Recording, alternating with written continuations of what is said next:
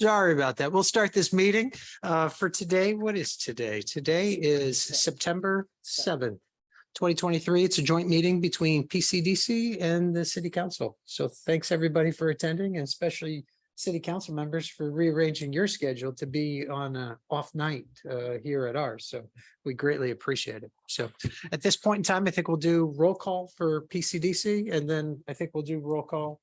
I'm gonna do roll call for all of it, everybody. Oh, everybody. Oh, fantastic. My pleasure. Good. Thank you, Okay, Carol. so I'm gonna do PCDC first because I've got the list. Chairman Rob Durgill, Present. Vice Chairman Carol Wagoner, I'm here. Member Brian Lewis, Present. Member Daniel Rosenberg, Present. Member Tim Spiegelglass. Present. We all sitting in a row. Yeah. Member Sam Wallach. Present. Okay, council. Our mayor. Present. Makes it Present. well. Pro Tem. I'm present. Okay, Missy Wallen and the mayor here. We'll go around the room. Council member, Mr. Carl, Present. and Council Member Knox is excused with absence, and Council Member Clark is on their way. come. Okay, That's before, everybody. good. Carlos, do I need to go through everybody else who's in attendance or anything? Our names face us. Yeah. Sorry about that. I'll let the meeting minutes note that the city manager, Jennifer Yackley, is in attendance. Senior planner Don Doty is in attendance. Planning and zoning administrator Jack Carswell is in attendance, as well as myself, the director of planning for the city of Olivet. And then our consultants with Shockey Consulting, Beth Quindry and Gabby Danback. Before we start this meeting, I'd just like to take a moment to kind of talk about some tragic news that we've had, since our last meeting. On August 20th, the morning of August 20th, Jody Rich, who was our secretary, passed away. She had a long fight, but courageous fight, throughout. And she's been a long-term member of the PCDC since as long as I can remember, And while she didn't always speak on every subject, typically when she did, we all took notice because she usually brought a unique perspective or addressed an issue that we didn't even think about. And because of that, she was definitely a vital member of this group and cared a lot, as well as the volunteer work that she did with all of that, but as well as what she did with, her synagogue and the rest of the community. So I would like to take this moment of silence, but I'd also like to remember too the 3 boys that tragically passed away yesterday morning. Life is fragile and short, but when it gets taken away way too soon, it becomes a lot harder. So if we don't mind, if we could take a moment of silence, and I have a feeling that Jody is here, so say something, nice to her, and I'm sure she'll say the same. So.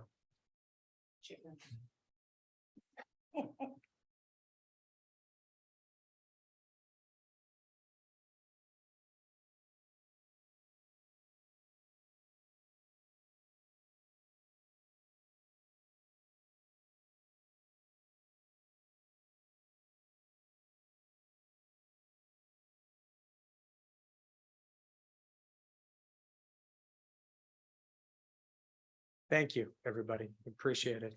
And let's have a good meeting. Thank you.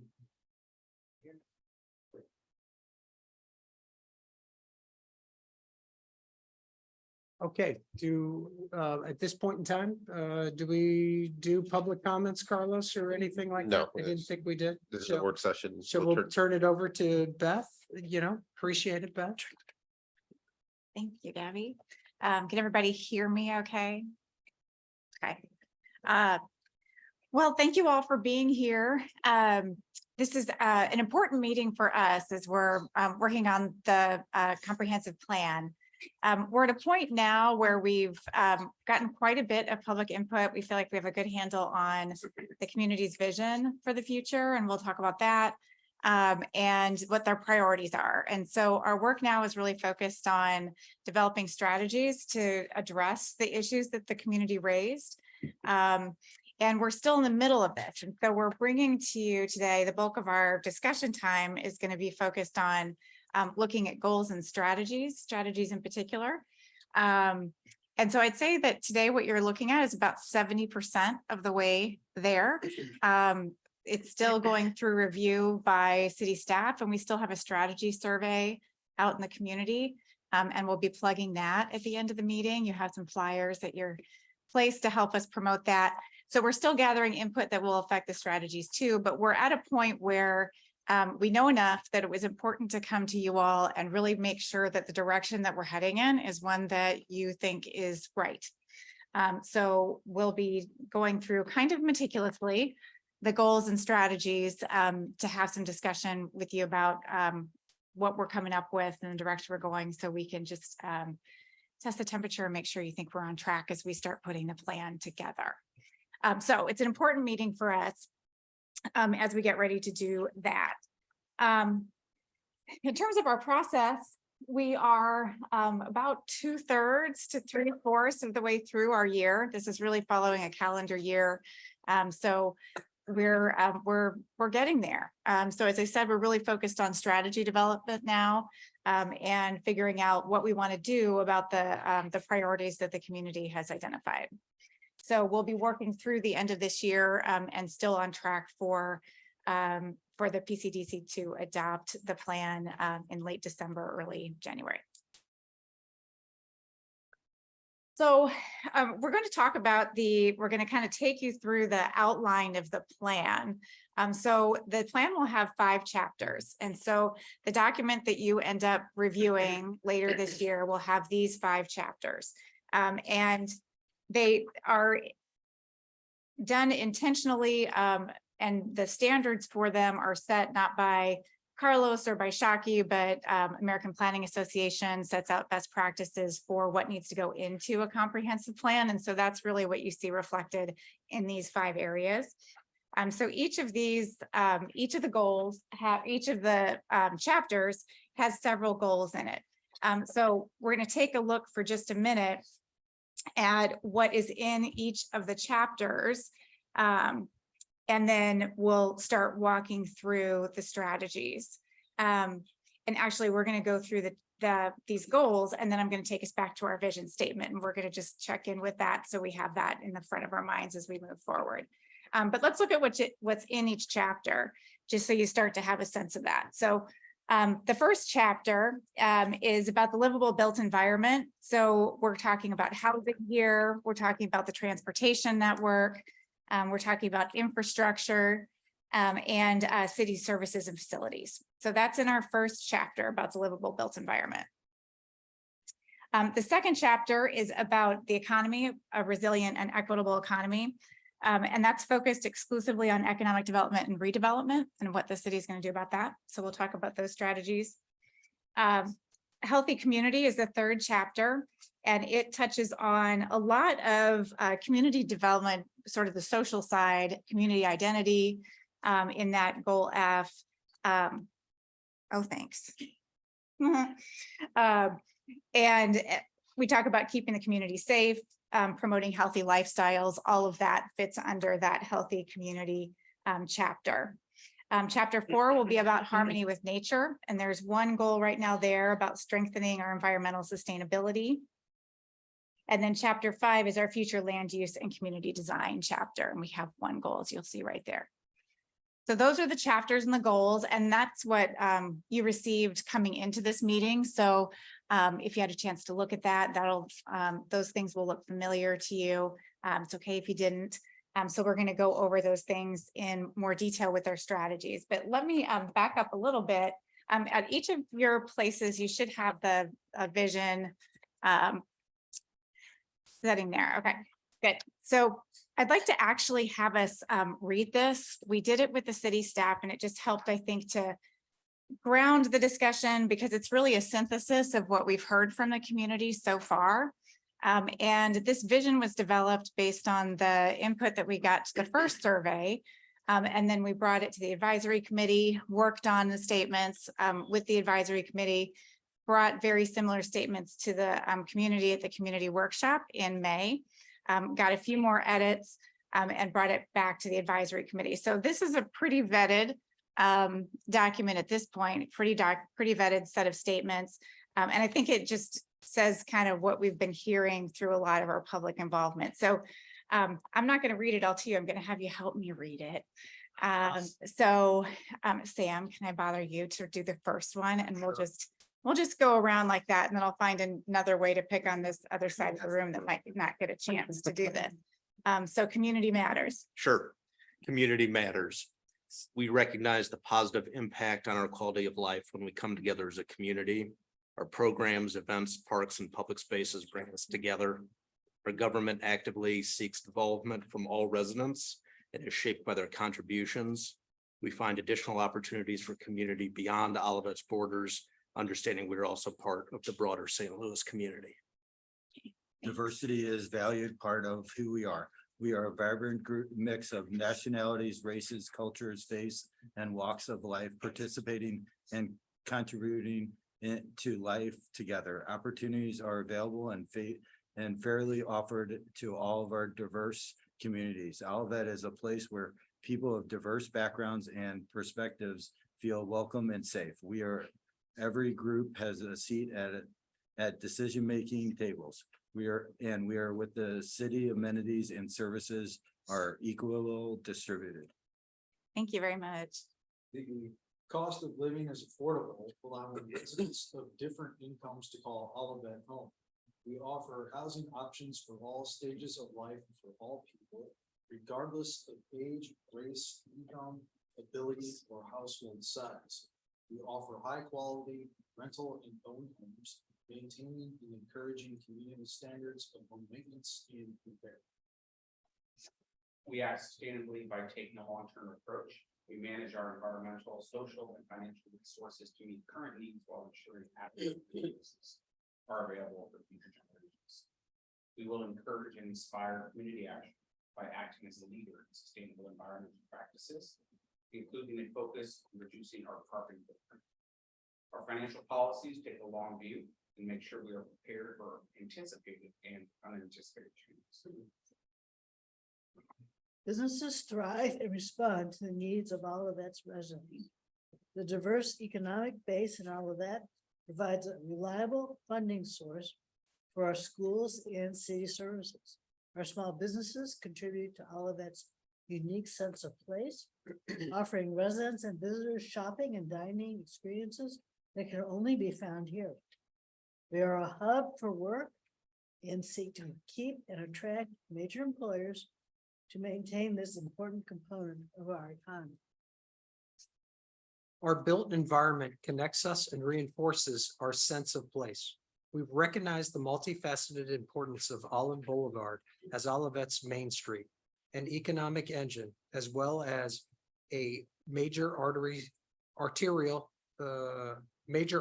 serving the broader region. We will continue to encourage development along Olive that is unique to Olivet, while considering factors such as traffic, scale, and design that make it compatible with the surrounding area. We look for opportunities to adapt our traditional suburban infrastructure into a more cohesive and connected multimodal transportation network. As a result, it is possible to travel to most destinations safely by walking. We have high standards for our built environment and public spaces because they define Olivet visually and support a greater sense of place. Thank you for doing that. So any questions about what's in there? That's sort of our foundation document. So keep it close. We want the chapters that we're going, or we want the goals and the strategies that we're going through to really speak to each of these statements. Remember, this is a 20-year plan, 15 to 20-year plan. So it's okay to be a bit ambitious in what we're talking about. Yes. Right, so you asked if anyone had questions. Yeah. I am just really curious because I don't sit in this subcommittee and you're taking all this information and put it together. This is what came out of the conversations with the committee here and what we were hearing from our citizens with the various outreaches and surveys. This is the overall I'll call it message This is that the, we heard? this is the vision. Yeah, these are the vision statements. Yeah. Thank Are you concerned? Is there a follow-up question or what's? No, I just wanted to make sure that I understood was where- yeah. understanding how this beautiful piece of wording Yeah, actually came to be. yeah. There was Um, a lot of work that went into the words matter. I think the advisory committee spent a lot of time on the word tweaking what we did, which came from what the community said. So, Thank- yeah, Okay, thanks. yeah. I think it's well done. I mean, it's really nice. It seems to, I think, resonate with what we've been hearing. Yeah. So that's what we want. Yep. Okay. All right, so let's start looking at the goals and the strategies. So as we look at these, I want you to feel like you can make suggestions, you can comment, and you don't have to. So you can look at what is here and say, yeah, I think that does it, that addresses the goal. Or we can really get into conversation about things that you might want to see done differently. These strategies were identified based on what we were hearing in the first survey, and then the advisory committee did an exercise where we took them through 3 different potential scenarios, 3 different futures that could happen for Olivet, and they used these strategies as a game that they could play. And so the strategies that you see are the ones that were used most often in that exercise. So so this is not just, you know, us saying these would be good ideas, but there has been some consideration and deliberation from the advisory committee along the way here. That's not to say we can't comment, but I will tell you there are a couple advisory committee members here, so you're going to have to explain anything. No, just kidding.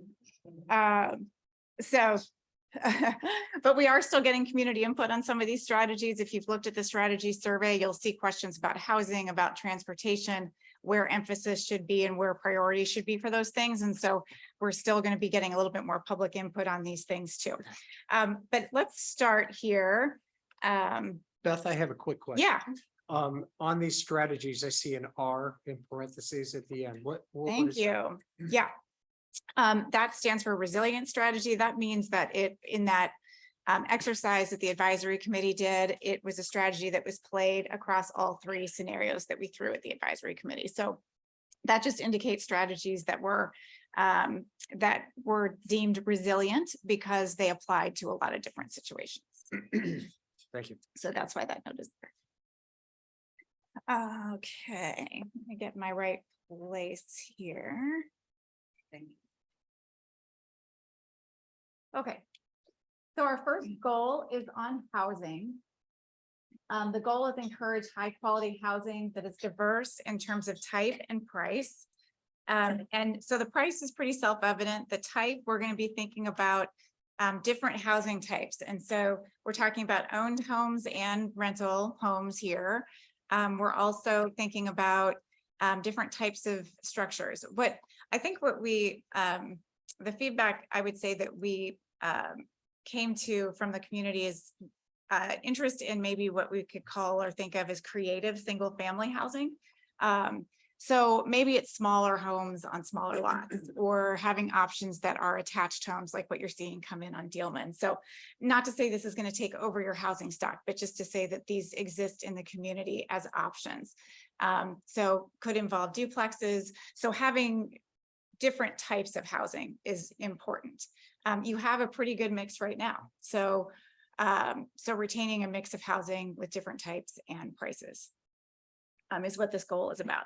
So the 3 strategies that you see are increasing housing options for older residents to stay in place, increasing available housing options that fill gaps in middle price housing. We know that housing has increased here just like it has in lots of places.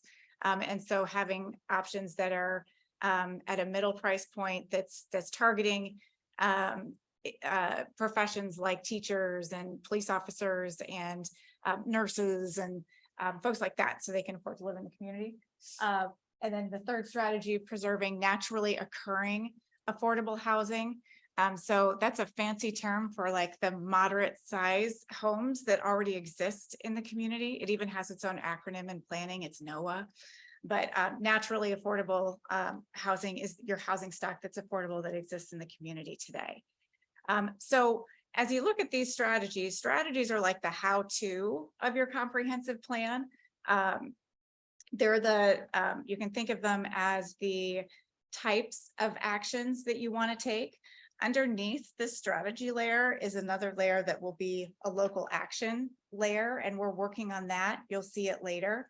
Today, we're just looking for input on this strategy level to see if we're on track with kind of the buckets of effort that we're identifying here. So for housing, we're talking about older residents, making sure there's housing for older residents, increasing those options, that middle income price point, and then trying to preserve some of your existing affordable housing. Yes. I have a question. When we say increase housing options for older residents to age in place. I mean, my mom's one of those. She's over 90 and she still has her single family house and all of that. Okay, and nothing is gonna, hell or high water is gonna get her out of there. But I mean, that's okay as long as I'm around to help her every day. So, I mean, she can stay in her, that's her option is to stay, that's her aging in place. Okay, so I'm sure there are lots of other people in all of that who have similar issues where they want to stay in their single family home and they want to age in place. Yeah. Okay, so I'm not sure how Yeah. the strategy So it's very materializes. much about that. So like just to give you a sense of some of the local actions, it's things, it includes things that address that, like offering educational sessions to people on home modifications that would be involved in aging in place, partnering with homeowners or neighborhood associations to support people who are elderly, maybe help with home repairs, practice improvements. We kind of break these actions into categories, but the city could consider home repair programs for seniors. So when you get to the level, when you're kind of the next step of your review, when you're looking at local actions, there will be specific things that you can react to about aging in place. It's really more about aging in place, I would say, than like building a retirement facility. Okay, that's what I was trying to, Yes. yeah. Yeah, 'cause I what mean, I she think- needs more for service kinds of things. Yeah, and that's where our recommendations, our actions are focused, is the aging in place. Yeah. So, I want to piggyback on what you're saying. My father will be 87 this year. And he has a house here in Olivet. It's been paid for years. The struggles that he's starting to see now is paying the taxes on houses that keep Okay. rising and rising in cost, or at least in value. Uh-huh. And then when you have someone who was on a fixed income and then their taxes keep going higher and higher and higher, how do we address that issue for people who are, well into the 80s and maybe 90s? How do we help them? Yeah, and that may be an issue that our county council is debating, right?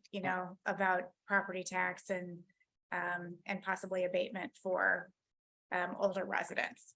Sorry. Yeah. Does Missouri have a Circuit breaker. for Circuit breaker. older residents in a certain income and below? That's correct. So you can get I don't know if you're familiar with that. No, I'm not. Okay, so, yeah, Missouri does have a circuit breaker. So Missouri does have a circuit breaker thing for your property tax where, and I briefly looked into it for my neighbor a long time ago, so that's why I know a little bit more about it. Is that I think if you're over 65 and you qualify income wise, then you get a fairly hefty discount on your taxes, if I'm not mistaken. So I would check into that. And when you say affordable housing, Mhm. dollar range we're talking about, see, make sure we have affordable homes, housing. Mhm. What dollar amount, I'm sorry, what dollar amount are we talking about when we say affordable housing? Yeah, so what we have generally, the way we've defined it or think about it in the plan is 30% of income. And so housing is affordable if you're at less than 30% of your income. And so like when we think about the middle income housing, we're thinking about average salary for, nurse, teacher, police officer, and then what they can afford. So it's different amounts for those different, depending on what their salary is. And I don't have we presented information on that during the open house, but I don't have it in front of me about how many, like the value of the house at those different, for those different professions, but I can get that to you. It's going to be around $350 for the housing value. You're not gonna find many teachers that can afford that, Mhm. or police officers. And I mean, again, my numbers aren't in front of me. Well, we might even be able to, it's not going to be in here. It was in the workshop. So I'll follow up with you, Councilmember Clark, and I'll share it with everybody to just make sure I'm not remembering that wrong. But we can have that discussion. What does it need to be? It's really defined. I'd say it's defined different. There's a, that 30% of income is a standard. But, communities decide what they want their affordable housing to, what they want, the variety of housing that they want to have. It's often based on the low or the average income, not the lowest income too. So it's affordable for the average person, which is sometimes hard too. So we've been wrestling with the affordable housing issue for a while. And the question in my mind and with others too keeps coming up that how do you, with the housing values going up so much and all of that these days, and housing being redeveloped as fast as we can, keep our doors open. How do we assure that some housing is still available at a price point so that a policeman or a teacher could afford it? Yeah. I mean, that I can't reconcile, with the free market with that working. So I think that the policy decision that ultimately you end up needing to wrestle with is, I mean, if the market is just doing the market thing, no, it's not, it doesn't go that way typically, right? In a community that's in demand, like Olivet's in demand. So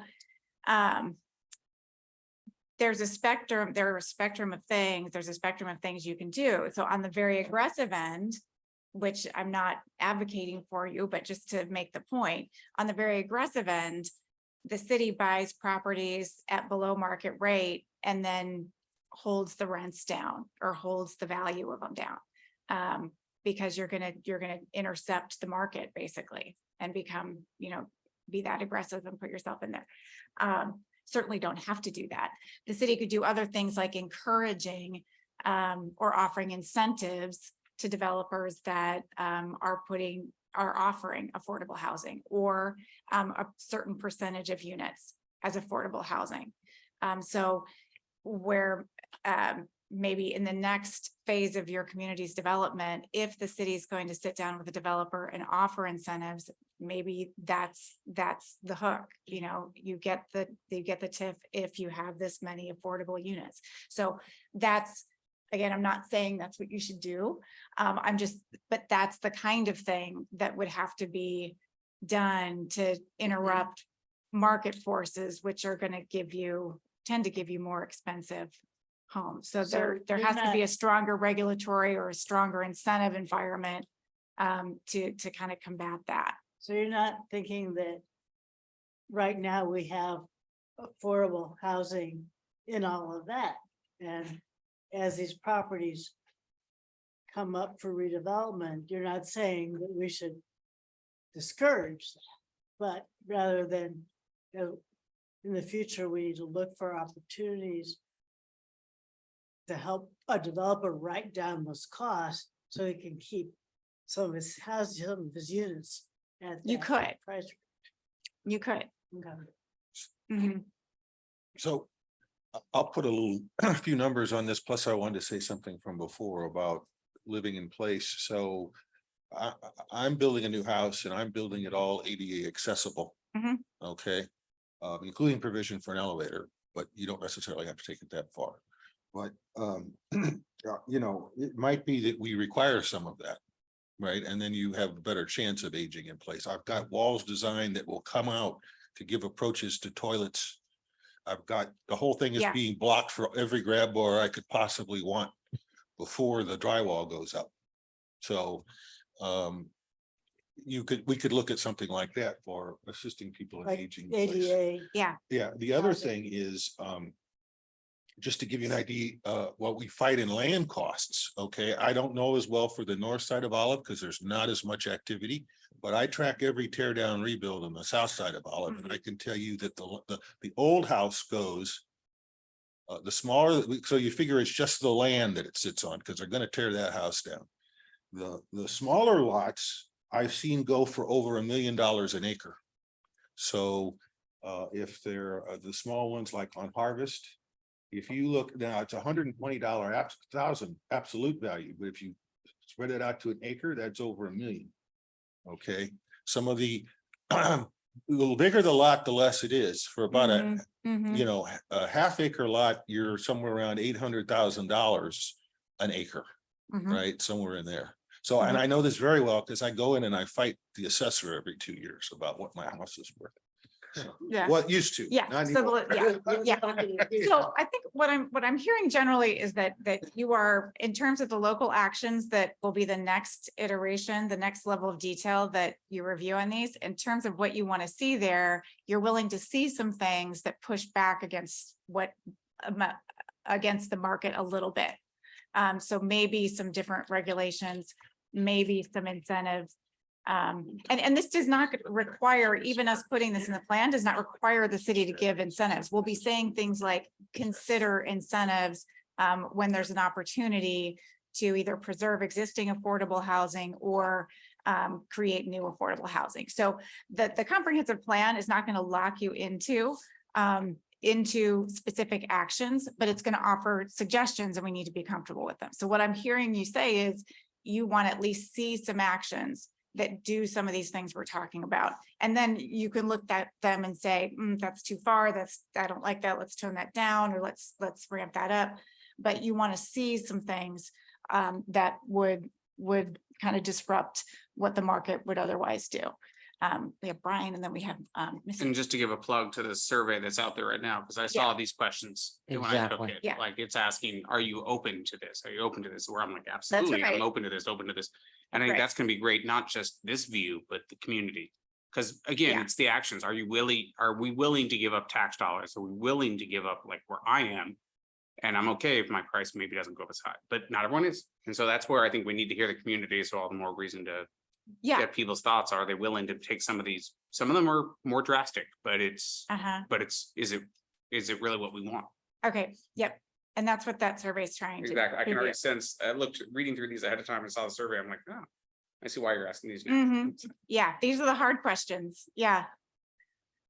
Yeah, I was gonna say the same thing, that, the survey now clearly asked, would you do this? Would you do this? Would you do this? And I'm just gonna be a little bit of, the city is known, I've talked about this numerous times. What is affordable housing? I've often heard, when apartments are available, that's affordable housing.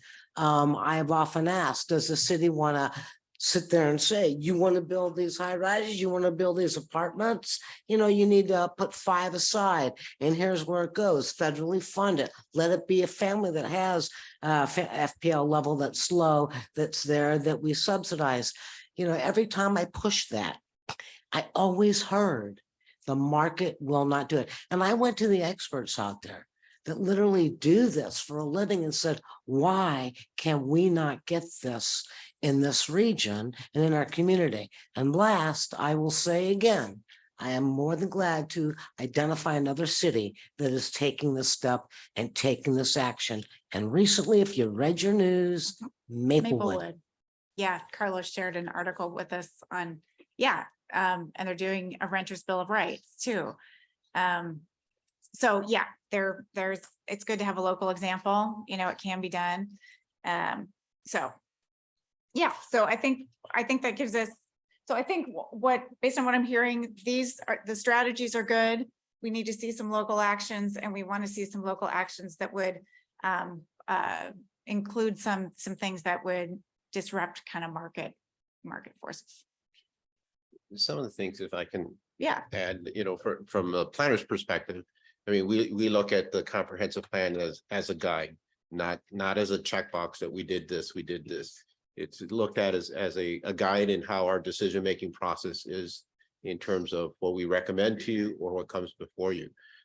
So to some extent, it's like the devil's always in the details. And if you get too specific, then you start, you're delegating as opposed to planning in there. So I look at these similar, they're strategies, but they're really objectives that we should work towards in there. And all these, whether it's through the council or so, like the age in place, the council adopted a discount through Republic Services for elderly residents. And that's meeting that objective. It shouldn't be a checklist that this is what we should do. It should be, that's how our decisions are being made to further those strategies as noted. The end there. The other thing on, the aging in place, every tear down home has a widow or widower that occupied the property prior in there. And like most recent is Miss Faintek, Carol Faintek, the teacher on Mansfield, what used to be at Old Bonham Elementary. The house is already fenced and it's going to get torn down. Now she spent like 5 years in there making decisions of whether I'm going to improve or fix the fence in the back that was falling down. And it just wasn't worth the value for her to do that if the house was going to go get torn down. So we got to look at, again, we shouldn't look for the solution of how to solve that, but as we make our decisions, that we should be looking for guidance of there's got to be other ways to do this. And whether it becomes, that we have a network of elderly residents or residents that have some needs and be able to get them to specific things more closely than what we've done before, because we haven't really gone that extra step on it. Some of it takes resources and it may be, further down. But again, to make that, too concrete, then you start losing that flexibility of planning in the process, because it is ultimately a planning document. And then on the affordable thing, again, there's going to be 11 different opinions on what is affordable, and that's the hard part. And again, I don't think that the intent of the plan is to define that. I've tried and it can't in there, but we should be cognizant every time we do the process. We give a little bit more leeway and latitude to homes on the north side of Olivet because trying to keep the price controlled and do what we can to control what the market is in there, as opposed to Olive, where the demand for the land is as a higher value. Hopefully it'll even out, and over time we've seen through the statistics that the income levels are starting to rise and the land values are starting to rise. So we're going that right direction, but there's still a difference and there's still a gap, and we have to be cognizant of that, or else we will make the entire community overly expensive in there. So again, look at it as, it's good to discuss the specifics or certain details, but again, it's what we're trying to strive to do to the bigger objective. And again, is to ensure high quality housing, and that again is make sure the older residents have opportunities to upkeep, or be able to track, to encourage those other housing options to fill the gaps, and that could be density, or that could be a variety of different other options. It doesn't have to be height or so. And then again, preserving naturally occurring affordable housing, it goes down to, how committed we want to be down the road in terms of either providing opportunities for home improvement loans, tax rebates, or different things like that. But the intent of the plan is not to direct what these should be, because those decisions are going to be made by somebody that's going to be here 5 years from now, 10 years from now, and on and on. So we just want to give them that framework, that these are important principles that we want you to think about as you're making your decisions. And that then gets on us through here, that when we come to you, we should be able to say, this is, we're recommending that you do this, and we think this is a good idea because it will, and then we'll will know what's within the plan. When we had the open house program where people came and they did surveys and walked around and did the different activities. I was speaking with one person and I don't remember their name, but they interpreted aging in place as us creating houses for people to downsize into, aging in Olivet, not just aging in the house that they have lived. And I thought that was an interesting, concept as well. Not a nursing home, not a retirement village, but just like an area where there are smaller homes. I will just say, I've always interpreted it that way. Like in Newark. Right. Yeah, not just, I made my example because, Right. but And I know Carol talked about her mother, but Right. not every senior is capable of staying in the 2-story or a 4-bedroom and things like that. So. well, what I wanted I've to share often that. thought of, and I don't know whether this would be any good or not, but that is an apartment complex. It basically has, for seniors, it is like has a concierge service. So although you don't need all that much care, there's someone there to help you with tasks, something like that. So. Okay. Well, one goal down. That one was one of the most important. So we anticipated and hoped for some discussion there. So that was good. So our second goal B, provide a connected, safe, and equitable transportation network for all modes, ages, and abilities. So this goal has to do with how the transportation system is used. The next goal has to do with infrastructure, and that will be about the maintenance of the roadway itself. This is really about how people get around. So it speaks to issues of traffic and access, cross access across Olive. So the strategies are improving traffic safety, congestion, and cross access, continuing to implement the Olive Boulevard conceptual master plan. And maybe in just a minute, I'll ask Carlos and put him on the spot just to give a quick highlights of what is in that Olivet conceptual. I always trip over this Olive Boulevard conceptual master plan. Establish a safe and comfortable pedestrian bicycle network throughout Olivet and improving connectivity to regional transportation options. In terms of where we heard a lot from the community, it's that strategy 3 about enhancing the pedestrian and bicycle network through the community. So could imagine just as policymakers and as, in the future, as elected officials, that there would be dollars associated with perhaps expanding that network. So again, like Carlos said, the comprehensive plan is not saying that has to happen, but that's the type of proposal that might come to you in the future. And Carlos would refer back to this and say, this is the kind of the ring we're going to hang our hat on for understanding what the public wants here. So I think that could be an outcome of having this strategy in the comprehensive plan. Thoughts on what's there and how it, if it supports that goal adequately, if we need to have anything else here. I'm gonna say Olivet has done a really good job in 20 years of dealing with improving sidewalks, the walkability, the access. I mean, So this they've might really be done a continue very to, good job. They yeah. really have. I mean, there's plenty more to do because our forefathers didn't think about the connections to Right. the connectors. But I just want to give the kudos to the city and to the staff and to the citizens who've paid for it. That we've done a really good job in 20 years of doing that, reconnection, sidewalks, walking, Yeah. bike paths, trails. Yep. Carol, and then I did want to give Carlos a chance to remind us what's in the Olive Boulevard conceptual master plan. So one of our constant issues is the fact that we don't own Olive Yeah. Street Road. Yeah. And so I'm kind of seeing as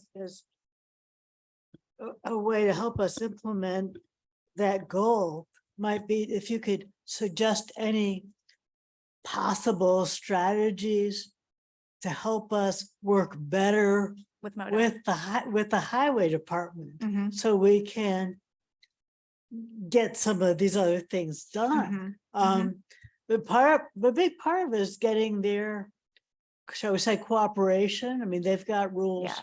that apply statewide, and getting them to trim those for us in our particular Mhm. unique situation is, pretty much impossible. It's been, But I know it's been a that's- challenge. You're right. It's a challenge. But if there are some ways we could approach it that maybe, we might have a better chance of success, I'd love to hear about it. Well, do you want to mention the meeting that you had with planners briefly? So going on that note, and just a reminder that, Gobi isn't solely regarding Olive Boulevard. It's about the connectivity throughout the entire community in there. But, following on what Commissioner Wagner had indicated, we invited the planning director in Creve Coeur, the planning director in University City, and a fellow planner with the Missouri Department of Transportation to have a roundtable discussion just to talk about each other's visions regarding the Olive Boulevard corridor and how we could coordinate and work cooperatively in terms of helping each other facilitate each other's vision. We understand, we're not going to stop development in Creve Coeur. We're not going to stop development in U City, but all that traffic is going to go through all of that. Likewise, all of that traffic is going to go east or west in that same process. But we each had unique visions for what we foresee the corridor.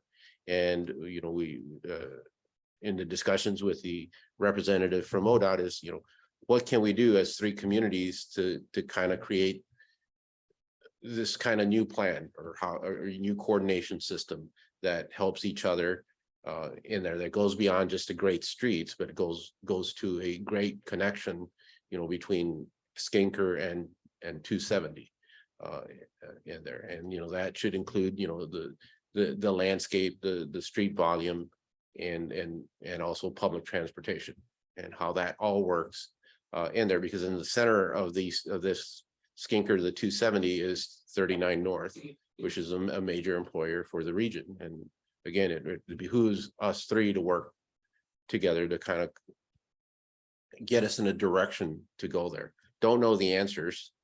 And But it that's may the be, strategy, right? yeah, Is that- it's is gonna that be, advocating together. and it worked. And MoDOT is in the process of working to create a new strategy of redefining the highway systems within the county in there. What that did is that put us in the forefront that we're ready, and we have this relationship that we like to be the first part of that process in there. And again, and it's not the first time all of that has done that in there, because it was part of the original comprehensive plan. When we did I-170 in that interchange, we working with University City, we engaged with the Great Rivers Greenway to do the pedestrian improvements underneath the bridge, which are being enhanced again in that process. We also adopted the same streetscape standards. Yeah. In there. So the partnerships are, and will continue to be important. And MoDOT, I mean, I feel like there's some cracks there, it's in the facade of the MoDOT that is dictating everything at the state level. They're at least they're starting to, the plan that Carlos mentioned that they're going to be working on over the next year or so is very collaborative, or is going to try to be more collaborative with municipalities to involve them in planning in a way that has not been true in the past. So we shall see, right? I've heard Yeah. some of this before. Yes. So Oh, come on, Carol. Don't, come on. But well, but I think, and it's a good point, but those are truly the long range plans. The interchange improvement was I think it was at that point, it was a $250 million investment, and that has probably a higher value in today's standards. And we were able to get the GRG and as much as the improvements that we can. But, looking at that, just to do the entire olive corridor, the 1.8 miles of olive in all of that, imagine the cost in there. And it's like, who's going to be responsible for those costs? So through our catalyst plan, there is a strategy there that says, hey, this is an opportunity to look forward to doing if you're willing to engage in either a TIF or some other type of process to fund those improvements. And then MoDOT has a 50-50 cost share process where they, up to a cap, but they will, if another community funds up to 50% of the cost, they'll consider, those improvements. And it always comes down to the cost, and naturally so in there. But we're in a very good place that we already have our design, our theme, and our goal to do so in there. But it's expensive. It's expensive for us right now, but it's something that we can position ourselves 10 years from now to be able to, find a mechanism to afford it, Right, you Yeah. never know what federal government programs might come out. Correct. Carlos, who spearheaded that group, to The get group, it together? was part of the process in there. So I knew the people in there. convened it. Yeah. Yeah, That's So- great. yeah, That's fantastic. yeah. Yeah, it was a good, I wasn't in that particular conversation, but I've read the notes and it was a really productive meeting. So. And something I think they'll probably continue, to just get together and cooperate. So. Okay, any other, are we on track here with the strategies surrounding multimodal transportation? Okay, I'm gonna, if it's all right with you, the next couple, I think we can do a little bit more quickly because there are a couple I want to get to and have a little more conversation. So this next one, ensuring reliable, efficient, and sustainable infrastructure. Comprehensive plans, they're comprehensive, so they're going to look at everything in your built environment. So we're just touching infrastructure to say, yes, that's important. And this is really about continuing to do what you're doing in terms of setting priorities and using your CIP to get that work done. And then we've called out implementing best practices for stormwater mitigation and management as a strategy, because the strategies or the actions there can go a little bit beyond like the infrastructure for stormwater, and think about educating the community about native planting or conserving rainwater on their property. And could talk about maybe regulations that have to do with permeable surfaces. And so it goes a little bit beyond what we thought was captured in that first strategy. So it's called out specifically. And with climate change, it could be an increasing issue. So any thoughts on our goal C here? All right, I'm going to move to goal D. And this does not have to be your final word. If you have just some burning thought later, tomorrow, next week about something, that this is in flux until about November 1st. After that, just don't call us. Don't. That's not true. It's not adopted till it's adopted, but I'm moving quickly, but that doesn't mean we're done with this forever. So goal D, ensuring high quality city services and facilities for all residents and businesses. Something Olivet, I think, really sets you all apart is how you've invested in this building in 5 Oaks on Morrison. I think for a community your size, it's really impressive. And so this goal says, that's our standard and that's what we do. And we want to uphold that standard. You have a very highly qualified staff. That doesn't just happen. You have to be able to attract those employees. Thank you. And so the strategies here, maintaining exemplary facilities, continuing to offer best practice levels of city services to meet the needs of current and future residents, and then investing in technology, which we know always changes, to enhance delivery of city services to residents and businesses. So just keep doing what you're doing on that. There is, I just said that to her and then. Keep doing what you're doing. Yeah. Great minds. Okay, so our next goal, this is our economic development and redevelopment. So proactively lead economic development and redevelopment to create a diverse and resilient economy. Something that I think you're all aware of is that Olivet's economy is diverse. You have retail on Olive, you have active industrial parks, you have a solid residential base. So you've got sources of revenue from various streams, and it's protected you through COVID and through ups and downs. So having that keeping that intact is important. So that's what this goal is talking about. the word proactively is in here. I think what we've heard from city staff is a desire to be a little bit more hands-on. It's Dawn's job to be more hands-on with the businesses and wanting to do more in the way of business attraction and retention and relationship building. So that proactively was a intentionally chosen word. So the strategies here, exploring education and training opportunities to support economic development, increasing the city's role in business retention and attraction, encouraging workforce diversity in the public and private businesses, and maintaining that diverse revenue base to ensure all of its economy is resilient to future impacts.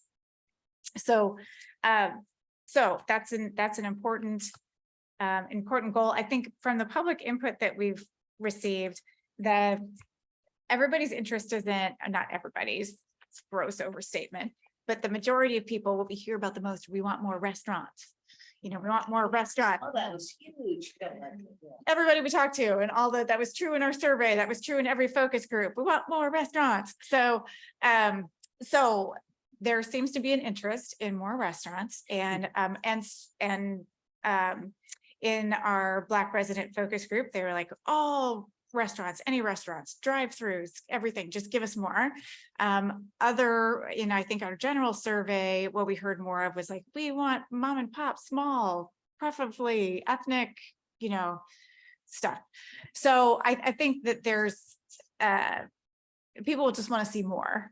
And so that interest in kind of small businesses, supporting business of different sizes would be part of an economic development strategy that the plan kind of activates to make conditions more conducive for that would be a focus. No tablecloth restaurants, huh? No white tablecloths, and not a lot about drive-throughs. There wasn't, that. Definitely a lot about like cultural diverse restaurants, ethnic food, which is fun. Unique. Yeah, unique destinations. Yeah. I think that's a good idea. You do or don't? I do. You Okay. do, yeah, It's unique. You have to come out there. right. To get it. Yes. Yeah. As my friend says, drive two out there. Not through. Not through. I like it. I want us to be a city that you drive to. Two, not drive through. All right. Has heard that for Yeah. 20 We years. need to put that on a sign.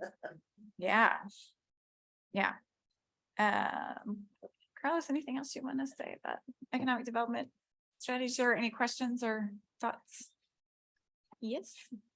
So a lot of economic development activity in the region is done like through civic progress or, Uh-huh. the bigger economic Yeah. development agencies. Are we thinking that we need to participate in Yes. those other organizations? more? Right.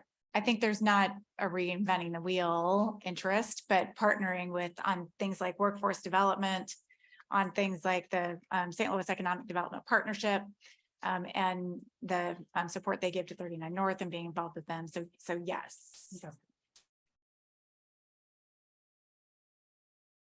For those that don't know about St. Louis economic development, you want to kind of share what that is? It's kind of bringing multiple organizations together into one big economic.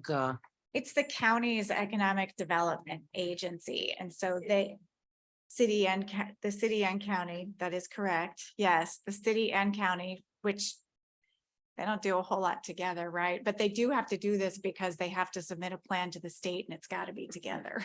So they do workforce development, but they do some of the big pitching for the big development that comes here, that the State Department of Commerce might help with. So they've got a number of different programs and initiatives, but definitely a good agency to be connected with. Yeah. Okay. All right, well then let's talk about okay, in chapter 3, this is healthy economy. We're going to talk about ensuring all of that is welcoming to everyone. And supports diversity among residents, businesses, and visitors. So diversity came through a lot of our public involvement as the I'd say one of the most common themes, one or the first or the second most common theme, just something that people really identified as being part of Olivet, that they wanted to see continue to be part of Olivet and to be reflected in what people see here. You know, they wanted to, I think we heard this from the focus groups as well as comments in the survey. Olivet's a very diverse community, but you may or may not know that if you just drove through Olivet, which we want people to drive to Olivet, but if they were driving through, we do want them to feel, or this is what we're hearing from people, we want them to see signage and places and things that reflect the diversity of the population. So this is the goal where a lot of that is being captured. So let's look at the strategies here. Engage and build relationships with neighborhood groups and strengthen their partnerships with the city. This goal also speaks to just overall engagement of the community. Strategy 2, encouraging diversity, equity, and inclusion in all aspects of our community. Improve gateway signage and wayfinding to establish an Olivet identity for residents and passersby. Increase community engagement and participation in city events. And increasing public art throughout Olivet. We know that you are in the midst of or have recently completed your DEI study. And so we've been kind of tracking that loosely, and we want to make sure that we're aligned with what it's saying. So some of the actions that that plan is calling for, we'll want to incorporate here.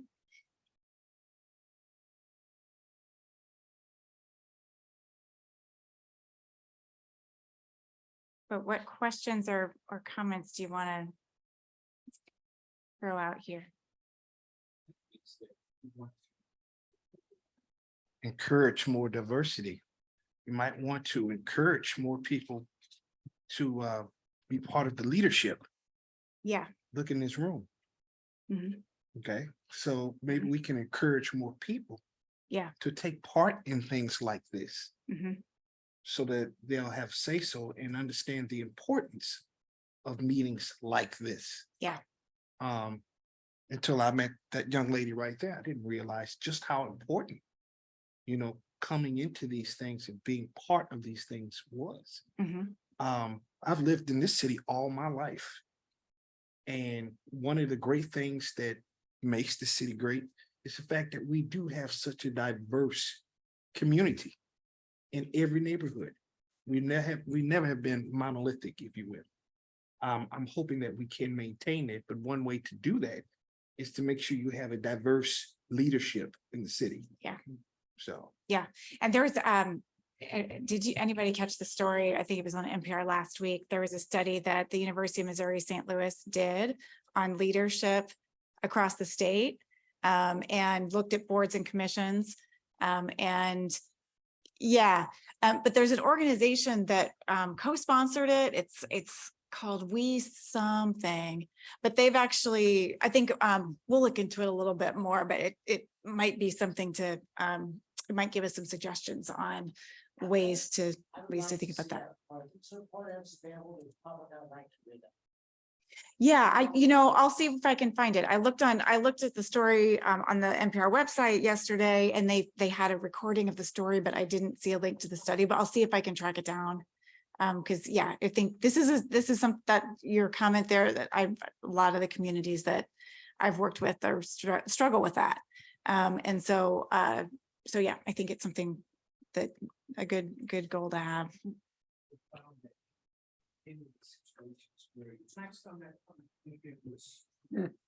Home-based needs or anything advocates for that, they Like found health, women. yes. They found women. Uh-huh. If it was health related, like diabetes or high blood pressure Mhm. issues like that, then they found people of color. Mhm. But everything else was white men. Mhm. And Mhm. they were talking about how that is in not just in Missouri, but even other states as well, but even more so in rural areas. Yeah. It's Yeah. that way where it's just simply white men who make all the decisions. Yeah. But the fault is not being proactive and getting more people involved and seeking them out. Say, look, you can do this. Because a lot of the women who were interested in doing that thought, I'm just not good enough to do this. Or I don't have time. or I don't can't- have time. I wouldn't be a good mother, or I can't do my career and do this. Yeah. Mhm. And they shot themselves down before they even tried. Yeah. And that's where the women came up short. They just didn't believe that they could do it. Yeah. Yeah. but- But I think, yeah, so actions like that, we could certainly work into strategy to On think the about. St. Louis on the Air website, it's the 10th one down, if you're familiar with that website. Is it this one, Civic Board? of It's the Commissioners? story, Oh. but not the report. Okay, yeah. And I just wanna kind of dovetail on what Sydney said in research. I am a geek and I do a lot of research on my day job and for this night job too. And I have looked at, and I think I've said this to you, Beth, and I've said that to Jennifer, our city manager. I have read a lot of reports from a lot of cities that have done DEI, that have done and attempted to do the things that DEI represents. And at the end of the day, they're reporting or they're coming back and measuring themselves saying, we're trying, but we're not finding it out there. So, to me, part of it is, I believe in, I'm the older generation now, is education. How do we lead young folks into the interest of municipal government? How do we lead young folks into a state government or things that are more a public service, versus making a few bucks being an Uber driver or things of that nature? How do we begin to teach, the kids the trade, construction? You learn construction, you can become an inspector. So many different things to where my belief is it's the next generation of how are we going to educate our kids? Because right now, the folks out there are saying, we're not out there. It's hard to find that. Yeah. You make inspector sound like a really great job, by the way. I know, it sounded Inspector. like Inspector Gadget. You make inspector sound really exciting. No, but that point is well taken. I'm a local government person, I want to go to I want to go to high schools and tell people it's a job and you can do it. So I totally get what you're saying. Okay. Any other thoughts on this goal? One thing I'll note from being here from the first comprehensive plan, where the community was concerned about a lack of identity. And at that time, we had, some properties that really needed to get some improvements along the Olive Boulevard corridor in there. The shift going through this plan seems to be about more, the discussion about community and community building. And it's kind of neat to see whether that identity has transitioned to start to develop that community, or that whether they're parallel or they're integrated parts, and I'm not sure in there. But it is a unique thing to see as we've gone from the 2006 and what we're seeing here in this process. Yeah, that's a good point. And a couple of facets. Mayor, do you want to say? No, go ahead and then I'll. Well, a couple other facets of that I think you'll see in the actions associated with these strategies are an interest in more gathering places, more places where people can just be together. So whether that's a civic space or a park space or a restaurant or coffee shop, like people just want more ways to be together and around each other. So that was an aspect of that, and I forgot the other one, so I'll remember in a second. But I also think that I want to speak to strategy number 4 about increasing community engagement. So it's not just what Councilmember Clark said about, getting involved on the commission level and on the council level, close to there are only so many positions, but create more engagement opportunities for people to get involved in the planning of events or volunteering. Like with Turkey Trotter, we've had these park openings, or we're getting ready to party in the park, or we're getting ready to open the new community center. There's a lot of opportunities to volunteer for an evening. You don't have to, or get volunteer in general, or, like, I like it when we look at the diversity, also looking at like the Holy Festival. We had 15, the first year they had a couple hundred, and by last year, I think third year out, we were 1,500 people. So I think it's, to create some more of those kinds of opportunities. I know that Old Bonham School, does their international, their passport night, but why not take some of those themes, or for some of the diversity that we have in our city, and we have the Holy Festival, why not celebrate other cultural experiences and offer those, and let people in the community be a part of planning those. So I think Yeah. it's more than Events is just, the other thing. and I was think it's gonna- more than yeah. just the regular, events that we do, but to really have people where we can offer new and exciting events. Mhm. And that's what some of the excitement of the new community center, because we'll More have the cooking opportunities for that. kitchen, and we'll have, rooms and places where people can gather. So. Yeah, Yeah. Yeah. I heard that exact same thing in our renter focus group and More were you a events. fly on the wall? 'Cause I think it was the exact same wording and everything. Yeah. So I paid that. Okay. Good, well done. I mean, something that to like the strategy for increasing community engagement, that is not easy, it's like, it's not easy, like to actually, it really, I think, creating opportunities for people is one aspect, and then really just going into your community and trying to build the relationships and get the people around this room and other people who are connected to the city will get other people connected to the city. And and that's just an important part of community engagement, is just person by person and relationship building. So that's a piece of it too. Okay, next goal. And if you're following along in your handout, the wording here is a little different. I just caught an error right before the meeting. Two goals were similarly worded or identically worded. And so that had been fixed last week and I didn't catch it. So I'm sorry, your document is wrong, but the goal here is keep the community safe.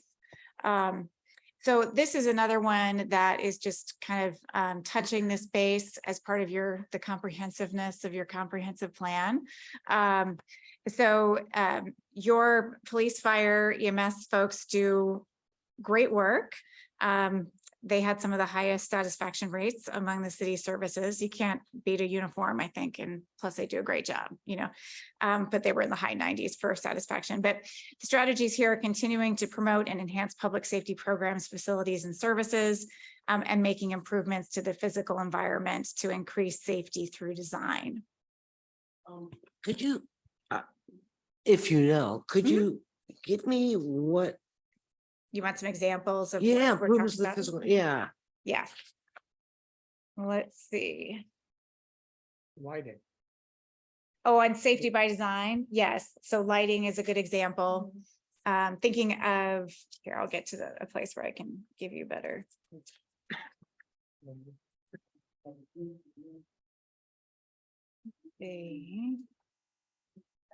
Spectrum, yeah, changing it so it's not so bright, but still.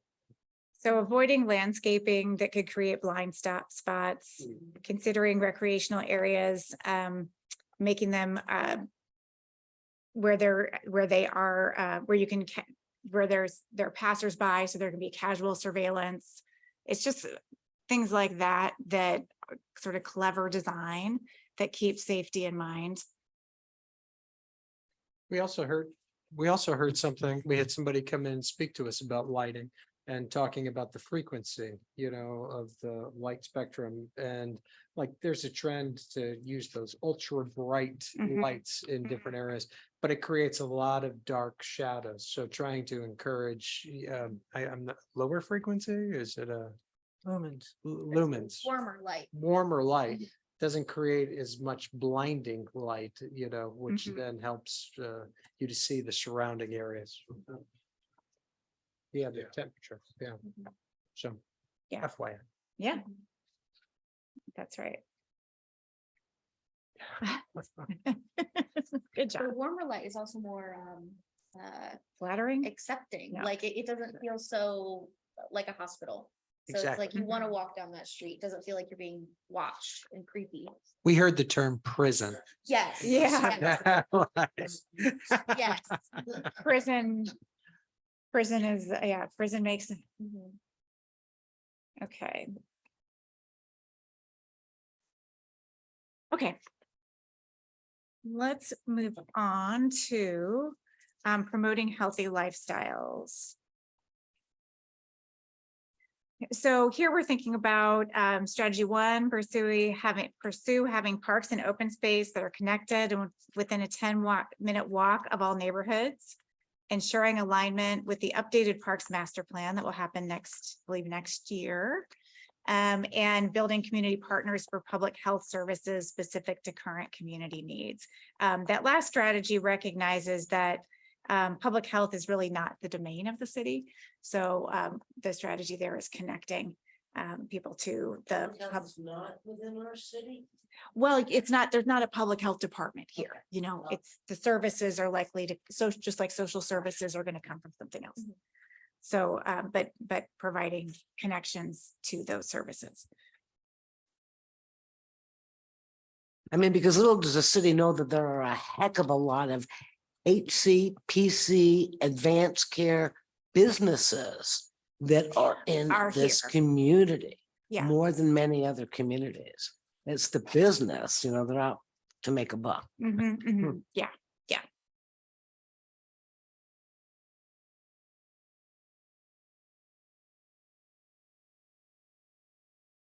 It's Carlos. Oh, I saw him get worried. I was gonna go close this door. Yeah. And for Right. those that didn't know what my initials meant, homemaker chore, personal care, advanced care services is what I meant by those initials.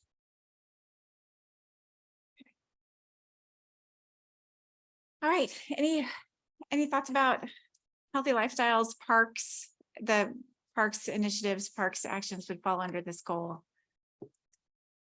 Okay. All right, well, let's talk about harmony with nature. So that goal is strengthen our environmental sustainability to ensure resiliency to future impacts and provide prosperity for future generations. So a very broad goal. As we've been reviewing these more over the last week or so, we're leaning toward dividing this into two goals. And so there would be a goal related to the natural environment, and there would be a goal related to buildings, just to distinguish the two. So it's more of an organizational change than anything, but I just want to mention that because we are leaning toward doing that. But the strategies here are increasing green energy practices in public and private buildings, preserving and protecting high quality green space habitats, sensitive lands, following regional sustainability practices when feasible and applicable to Olivet, protect air and water quality, and improving extreme weather preparedness. I'm kind of curious, like similar to what Carlos mentioned, meeting with MoDOT and UC and Creve Coeur. I think a couple of these could benefit from meeting with neighboring communities, well, north and south as well. You know, air and water quality, right? It's, you know, or even extreme things like if someone's flood runoff is going to impact us, or if someone's trash is going to come our way, or vice versa. We should be good citizens too. So I think it's interesting, like we talk about Olive for Creve Coeur and you City, which makes sense, but Overland or Clayton or whatever else. I think it's interesting in the comprehensive plan. I don't think we have a lot of mention around that. And maybe that it makes sense because we're talking about all of that. But I do wonder as a community, do we want to call that out as a guiding principle that we're good citizens to the county or the people around us, good neighbors? I If that think makes sense. one thing I would note here is that there's we have a regional sustainability plan that East West Gateway Council of Governments has done, the one STL. And so on the protecting air and water quality, I think we'd be looking for Olivet to align with that regional plan, because you're right, those things really can't be planned for on Yeah, a it's not local bubble, basis. It's not one on the. It's not a bubble, it's not right. So I think on the air and water quality, I think one STL would probably be the guiding planning kind of function there. And then on extreme weather preparedness, what I was hearing, well, go ahead.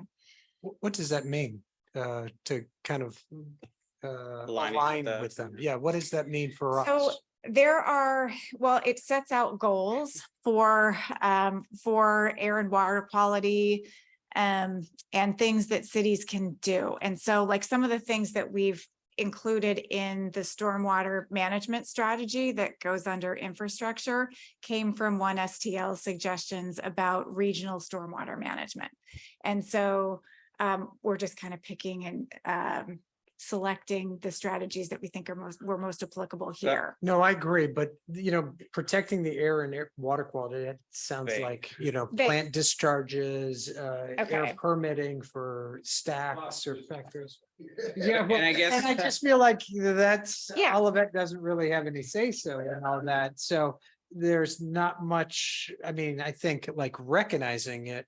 Well, and I think Be I'm good. wondering if it's a broader, not in one area, but I look at, there's an opportunity in 15, 20 years, if we were to connect with the city and say, we're gonna have a commingled park, or we're gonna stretch land across, that it's not just your park, it's our park, it's everyone's, or we're gonna have a community events that link together. It's, to me, part of growing the knowledge of all of that is having other people around us understand that you go to us as well. So I don't know, I know it's inserting a Okay. new thing, but just as a broader principle. As a broader point, Just just a thought. collaborating with the neighboring communities on planning. Okay, okay.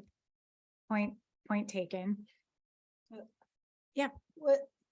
When I think about this as a plan for our community, one of the things I think about is particularly how can we help the people who live in all of that and the people who are operating businesses in all of that develop their own more sustainable practices, Mhm. like understanding what the advantages are to you personally, as well as to the world about to grow native plants, or why it might be a good idea to put solar panels on your building, whether it's business or private home. And how to do that. Yeah. A workshop. Yeah, or maybe how to do that. So we Or have, what that's permitting- exactly what's in here. So if Yes. that's, so right, it's, some of it is awareness and training. And making sure that the city's regulations allow those kinds of things, Mhm. is another action the city could consider. So I'm thinking that level of activity is more important for us rather than saying things like number 4, as you pointed out, saying that there's a broad strategy to protect your air and water quality. Well, yeah, that's nice, but I mean, this is all of that, Well, I think under that strategy though, are the actions like you've talked about, Well, know. let me encourage- just say, can I Mm, kind of yeah, bust in here? yeah. I've already been thinking about this and plan to develop such training for this city. Okay, Okay. because I'm going through all of it right now. Mhm. I can talk about credits, I can talk about what the advantages are. I also would like to, so there's an education piece that I think we should have. I'd also like to start talking to our developers. There are programs out there that I believe are cost effective. The Energy Star Home is one of them.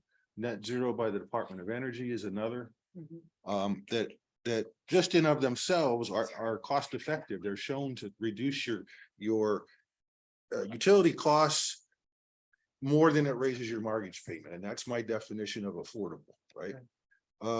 And so my curiosity is, I never see any house in Olivet built that way. Why? I mean, other than mine. So, People don't know. well, I don't know. So I'd like to have sort of an engagement with developers, buyers, right? Citizens, residents, because you want to be able to retrofit your old place, right? All those kinds of things to understand, because there are things out there, right?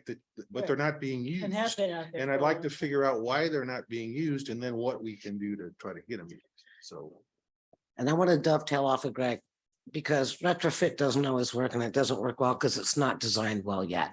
But I want to use a real example, me. The things that I see that I think please and address, environmental and sustainability.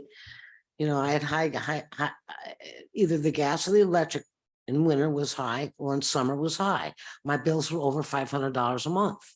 And I said, honey, we can't afford this. This is crazy. Well, learn that we're in a 1959 built home, beautiful home rehabbed, and there's no insulation up in the attic. Okay. All right, now guys, help me here. You've got the cement walls foundation, you've got that piece of wood that goes around this way, and then you start building up your framing. We went down in the basement and we took that fiberglass, thank you, and shoved it into those things right next to the windows on the basement and did all these other things. And I swear to God, this is done like probably 6-7 years ago. And these are the things that I'm saying, these are affordable, and are these things that we want to educate and help people with? And are these the things that we want to say to home builders? You've got to put that insulation all the way up in the attic. You've got to do this. You've got to do that, because I have yet, please, Lord, don't let me eat my tongue, had a utility bill over $300 in those hard times of seasons, whether it's winter and gas or summer and HVAC. Now, that wasn't a big chunk of money. And in my opinion, homeowners in our community could potentially afford that. Those that are of a certain, percentage of poverty level, well, maybe there is a program and things out there that you're doing more knowledge and research on. But to me, part of what we can do now for addressing that carbon release and sustainability are the kind of things that I really just did, in my own home, and making the builders do it as they're building their homes. And I don't know if that is happening. And I think that is an immediate low fruit thing that could be looked at. Okay, so let me just say one thing toward your point, which is I haven't come down, I still think it's to be decided what is required, what is incentivized, et cetera. I just want to talk about it in general. And I think that's going to depend on some information we get back, right? But I will tell you that both of those programs I mentioned will pay the builder, not a lot, $2,500 for the first one and $5,000 for the second. Okay. Again, I'm not in the development business. I don't know if that's worthwhile. A good conversation. Right, but it was something I would like to, try to get everyone together and say, what's going on? These things exist. Why aren't you using them? So I think this is good discussion. I think that from what I'm hearing, I think we can work a lot of this into, I do think 2 goals, one on buildings, one on the natural environment, and organize the thinking around those 2 goals. But I think we've noted a lot of the ideas here, and we'll. okay, so I don't want to restrict it to buildings because it could have anything. It could be anything, including the routes our patrol cars take. Okay. All right. I mean, it really could be almost anything. Okay. And so to concentrate on buildings is a bit much. Now, again, we're looking at a specific program that would follow the ANSI 14,000 standards for measuring carbon emissions and determining what our biggest emissions are. What if we, and I'm just making this up, but what if we found out it was the gas or patrol cars as we patrol the city? Yeah. That's what we want to address then first, right? So Right. So there's got to be a study component to Right. identify where the issues are, and then action based on that. Yeah. Okay. Right, and but that'll also help to tell us where the low food is, where the biggest bang for the dollar is.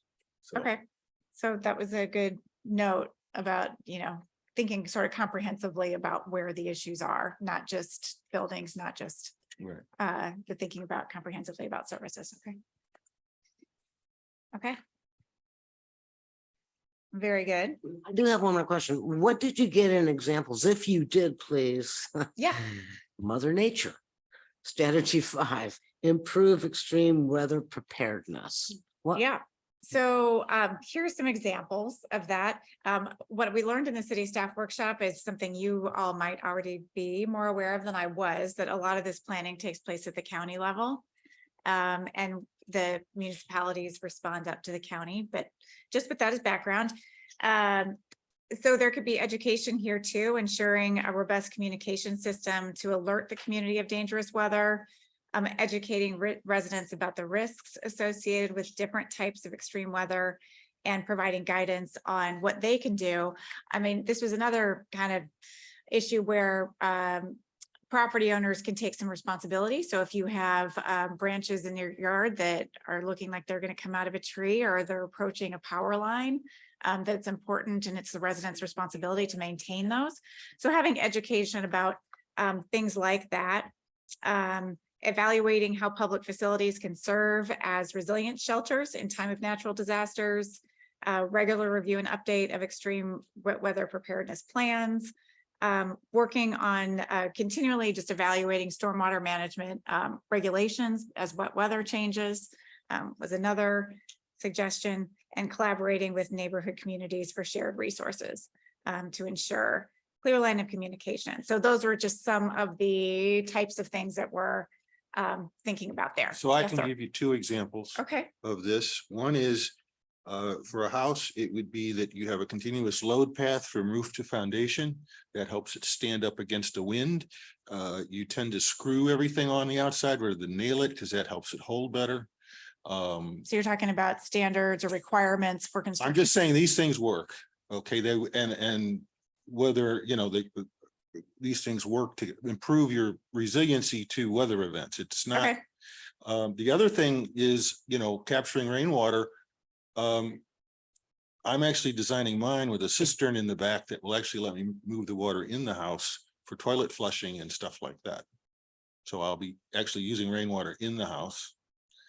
Again, I'm not recommending everyone do that. I think but we're just gonna make an infomercial of your house and offer it on. That's you know, why if I'm you putting want to the know how to training do this, you are the test person, and yes, You know, yeah. how Lafayette Square does the holiday tour. We're gonna do the J. Gregory Carl tour.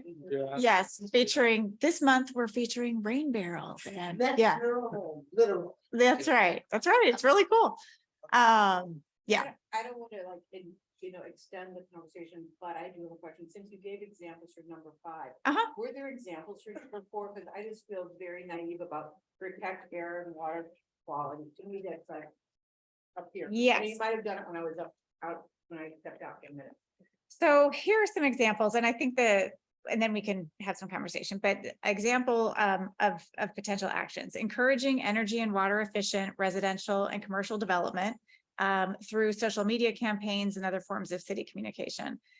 Promoting community emission reduction tactics like biking, carpooling, reducing vehicle idling. So that's just the public education. Evaluating building air quality practices by encouraging the use of air purifiers, incentivizing reduced parking or permeable pavement with new developments to lessen the impact of stormwater. That's for the water quality, of course. Partnerships, collaborating with neighborhood communities on their efforts, maybe considering opportunities to improve the health of the river to pair by partnering with local organizations. So those are some of the actions. Yeah. So, I mean, should we change kind of the wording of that? What Or would you encourage- suggest? Encourage air or encourage air and Okay, or encourage good practices for air and water quality. You know, Yeah. something like that, because I just, yeah, because the air is not yours. right. Yeah, the air is not just Olivet's. Yeah. It's like an enforcement, I feel like. Improve And I don't is- think yeah. it has that enforcement Okay, ability. So, nope, I think that's, yeah, that's fair. So encourage good practices for air and water quality. That's what kind I of was what- thinking. Yeah. Yeah, and that really is what we're, Or that captures the actions better too. Improve and educate residents about best practices. Mhm. I think that the education piece is missing there. Okay. Yeah. I think that's actually more accurate to what we wanted to speak to in that strategy. Yeah. Okay, I think we're on our last one. Anything else on those? Okay. All right, our final strategy is, this is our chapter on land use and community design. Promoting strategic redevelopment and growth. Thank you, Gabby. That is sustainable, responsible, and meets the needs of future generations. So these strategies are very broad, enhance the appearance of development and redevelopment in Olivet, encourage efficient and successful growth and redevelopment. Let's take a look at some of the actions just to bring a little life to those strategies since they are very, very broad. And were the comments that you picked up or what you're gonna share based upon, or did you hear it based upon what has been done in our redevelopment and development on Olive Boulevard as of today? Or Are you they, asking like where the actions that I'm about to share with you, where they came from? yeah, Yeah, so the actions there, which are draft right now, their city staff is reviewing them for us right now, so keep that in mind, but they're a synthesis of the existing plan review that we did. So we looked at existing plans like the Olive Boulevard Conceptual Master Plan, the existing comprehensive plan, and others, the Catalyst strategy. So a synthesis of previous plans, and then just best practices, things that we know work in other communities that we thought were applicable here. And then we brought them to city staff. Really, they're just, we talked about, we had a conversation like this last week with city staff and then left them with the specific actions to review, and they're reviewing those now. So what I'm offering is kind of our synthesis based on our experience, yet to be vetted by city staff. Yeah. So if we're looking at strategy 1, enhancing the appearance of development and redevelopment. So this one is harking back to the 2006 plan, implementing design standards to enhance quality and consistency of new development, particularly along Olive. Establishing a revolving loan fund for facade improvements and maintenance of buildings. That was a suggestion from one of our early meetings with staff. Did you say that one again? Establishing a revolving loan fund for facade improvements and maintenance of buildings. And again, this is not saying you are going to do it because it's stated in the plan. This is an idea of how you could do this. Updating code to format, or just a technical kind of suggestion on organization of the plan. Explore funding opportunities with MoDOT for streetscape enhancements is also there. I think something that I would mention, that those are some of the specifics that have been developed so far, but something that we heard from the community seemed to be, and I'll probably ask Carlos or Don to kind of paraphrase for me, but the concern about the mass and the density and the size of recent developments. So looking at the Oliver, looking at Price Crossing, and being a little intimidated by the size of those developments. And so if you look at the strategy survey, we try to do a little bit of education that says, if you want density, if you want new businesses, you need this density to attract these new businesses. And so responding to that desire from the community, the city has sought to attract developments that will bring more business to the community. So with that in mind, then we ask the questions about, what concerns do you have about this new development? So there's just a balance there between wanting new development, community wanting new development, but also wanting it not to be too imposing is maybe how we're interpreting it. Not that they want new development, but maybe set back from the street a little bit, or maybe not quite as big. So what would you kind of add to that? Or No, I think it's very subjective and people have different opinions on the development in there. And because it's different, and it's different from the suburban style developments that we did in the 70s and 80s in there. And also, looking at the density of whether the heights would have made a difference if they were different over time. I think if anything, it's generated a discussion we hadn't had before. Actually, I would like to ask Carlos, if you don't mind, a follow-up. Oh, sure. So I kind of got the impression that our last strategic plan sort of said, more or less, put the buildings up next to the street.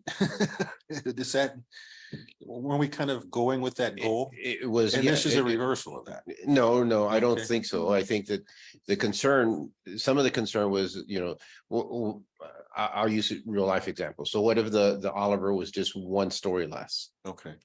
That people may have found it a little bit more palatable, that it's a little imposing, being that it is so close and it is 4 stories. Okay. And the reason that we did that was to provide a better buffer to the residential properties behind, because the corridor is so shallow. Okay.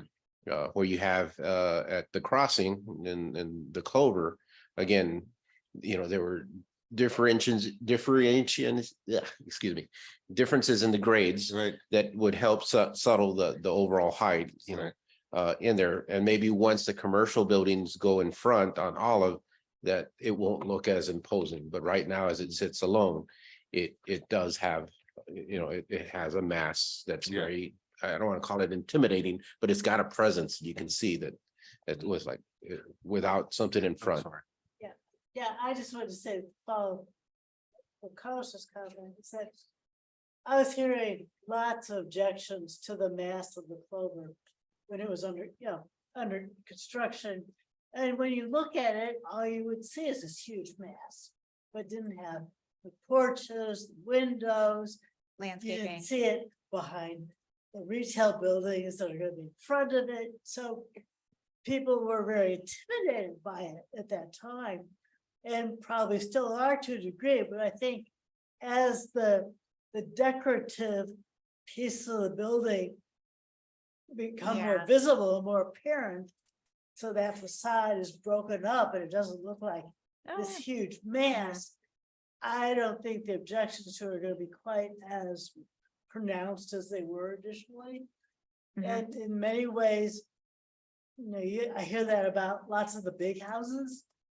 Mhm. Mhm. It is so huge while it's under construction, but then with windows in it, porch and, Landscaping. painted, landscape, it's like, oh, okay, so it's not so bad. Mhm, mhm. Yeah, so I Yeah, think, different I think perspective. there's a lot of that going on as well. Yeah. Tim, I think that's really important to note, that, the survey's going on while we're doing these major construction. it's a good And point. it's not necessarily what it's gonna look like after construction. Right. People forget how bad it was during construction and then look at how beautiful it is. And I don't think we should take a lot of that stuff to heart right now, because I think after the fact, it would change their minds. Good, yeah. Especially in a That's couple very years. possible. Yeah, Like the storage facility, getting complaints or calls about that right now. Yeah, there's been some concerns, but that one, I think we informed very well, and they were able to build support with like the residents in the back that understood what was coming into play. I So think, what do you think the difference was with that? it's very good. I think that developer was good at outreach and engaging with the neighbors. And I think that made a big difference in there. And several of you will recall, I mean, they're And I would say that developer's an out-of-state developer, so I think they were more mindful of attempting to have the embracing of the community, and I believe they went, above and beyond what a local developer sometimes does. Well, I will tell you, because I was chairman pro tem at the time. That I sat in on the meetings when we were talking to them, and they were very cognizant that self-storage had a bad reputation, and so they were willing to give more than a lot of developers. Okay. Mhm. Just to have us accept self-storage. Okay. And we were able to then negotiate with them to have the kind of finishes like you might find on Danforth, right? So we said, look, we got this thing just down the road, right? If you could maybe match material, give us some good materials and all that on the outside. So we had a little extra leverage with them than typically. And the retail. Yeah. Oh, yeah, and we insisted on the retail in the bottom, so.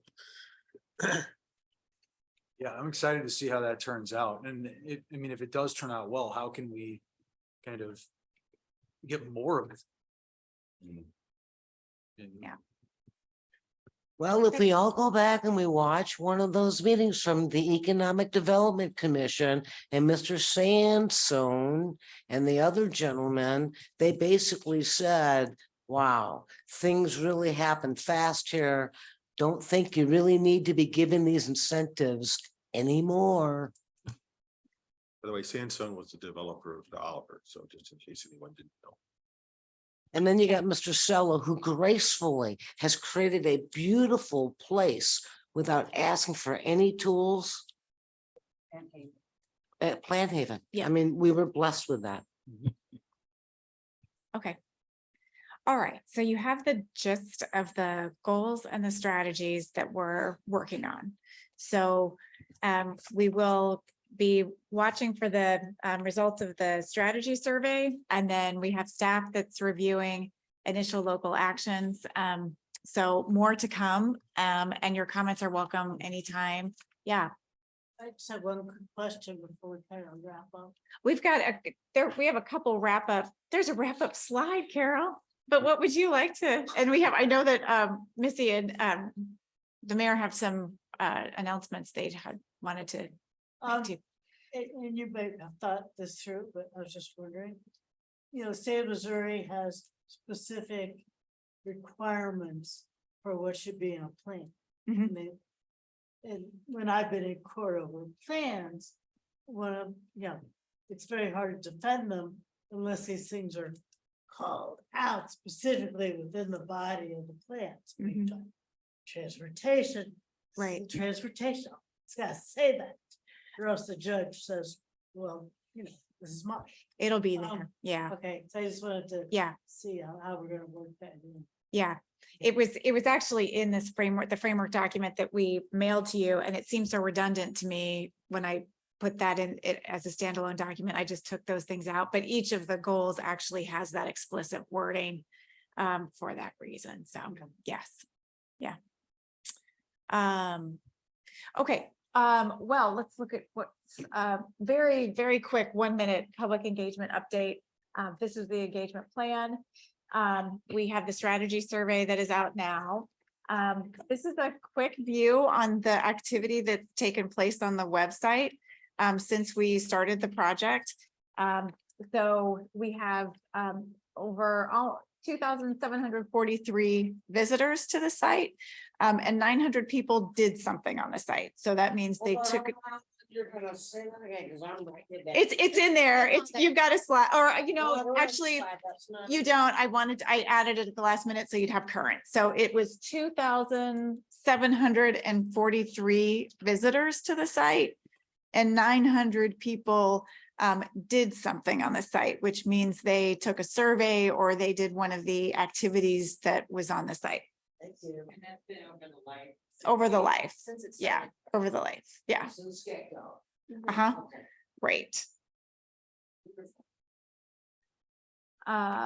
So we did some small group outreach last month, and it was really interesting. So like, if you'll recall, when we did the survey, we tracked demographics, and there were several groups that we wanted to talk to more because they didn't participate in the survey in numbers commensurate with their numbers in the population. So we talked to renters, to Asian residents, to Black residents, and then we also talked to business owners and environmental interests. So really good conversations. And so just a few summary comments. We did continue, we felt like we got confirmation on the vision. You know, we shared with them the vision that was coming out of the plan, and we said, does this sound right to you? And it basically did, with various tweaks. And so, like I mentioned, our focus group of Black residents was not so particular about the type of restaurants, just give us more restaurants.